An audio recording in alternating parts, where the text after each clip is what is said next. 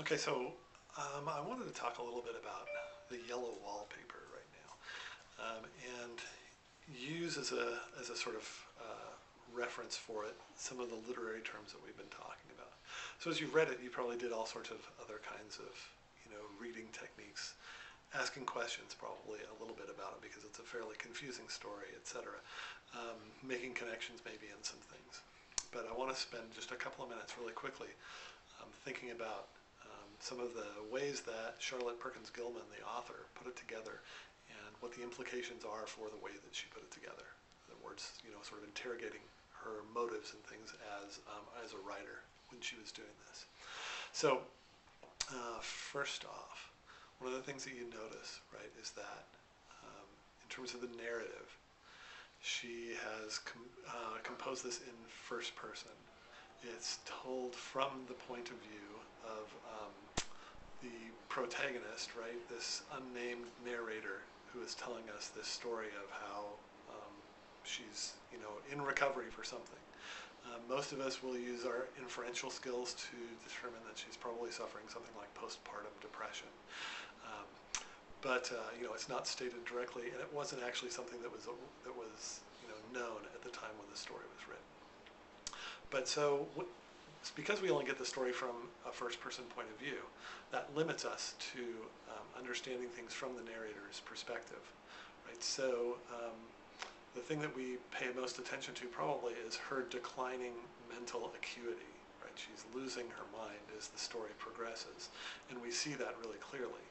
But what we don't see are the sort of insights into the people that surround her.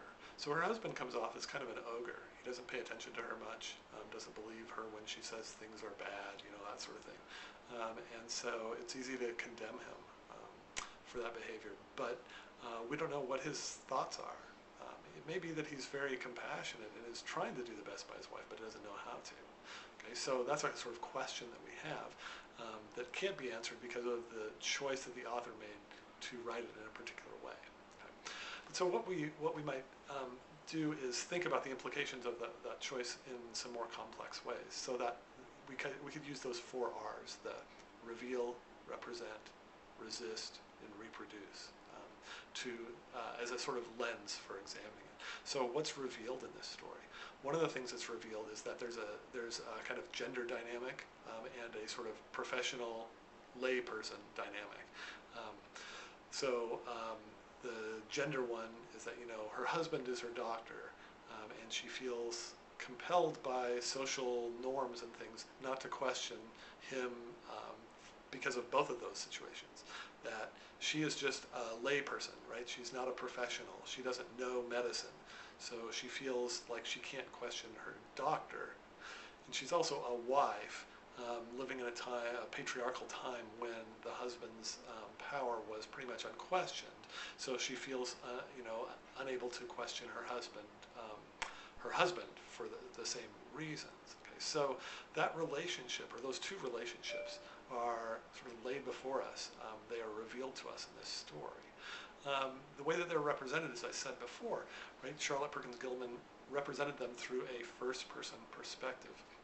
The perspective of the wife, the perspective of the non-medical person suffering from a nervous condition, as the story describes it. So we don't have sort of we can't make a blanket condemnation of the husband as a husband or as a doctor, because we don't know what his motivations are, what his thoughts are. Okay, but what we can do is sort of call into question the legitimacy of the nature of the power in those relationships, always resting with the husband and not being in the possession of the wife or the sufferer, who in this particular case is the same person, right? So in a way, the representation of that in this manner serves in some ways through the outcome, right? The outcome is not good. She ends up biting a bed, right, and then crawling around the room, rubbing her shoulder against this sort of groove that she's made in the wall. It's not a good outcome. Her husband has fainted. All these things that are going on. that indicates to us that this story is trying to resist those power relations that ended up with a husband whose wife is incapacitated, and he's obviously, not gaining from this, and she's not either. She's suffering terribly from it. So, it resists the outcome of this. It's a bad outcome. It's not anything that anybody wants. At the same time, it's not really willing to sort of say, out and out, come out and say, the treatment of women by husbands as subservient is wrong. It's not coming right out and saying the treatment of patients in the willful ignoring of their claims or their symptoms or their thoughts on their condition is not right. It doesn't say that directly. It says it very indirectly through our inference, through our syntheses. Okay, but so because it doesn't do that in a direct way, it's not really. It's not that it's actively not trying to reproduce the conditions, but it's sort of acknowledging that the reproduction of those sorts of conditions, where men and women's relationships and the relationship between a professional and a patient are probably not likely to change a whole lot. If you want to hear more about what Charlotte Perkins Gilman herself thought about this, you should read the selection Why I Wrote the Yellow Wallpaper by her, because she does then go on to explain the conditions that led her to write that story. Okay. But again, just to recap, the relationship between the story's perspective, the choice of the narrative as a first person, ends up having an implication for the ways that we think of the narrative in terms of how it represents, resists, and reproduces the sort of cultural times or values within that are represented within that story.